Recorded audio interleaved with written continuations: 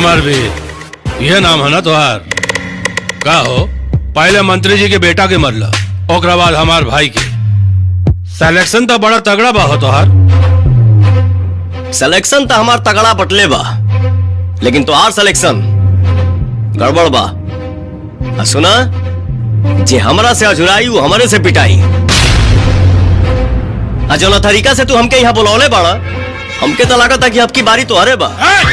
शायद तोरा मालूम नहीं खे कि तू केकरा सामने खड़ा बाड़े। मुन्ना शुक्ला नाम है तुहार।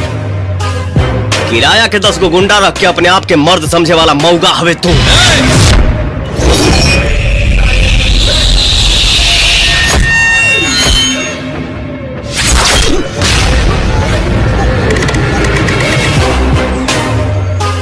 जब दो आदमी बात करे तब बीच में बोले के ना चाहे। और सुना, अगर मर्द बने के इतना शौक बा तो कुकुरन के सहारा लिहल छोड़ दा। अपना जिगरा में दम पैदा करा, काहे कि जेकरा जिगरा में दम होला उहे असली बम होला। चलो तनी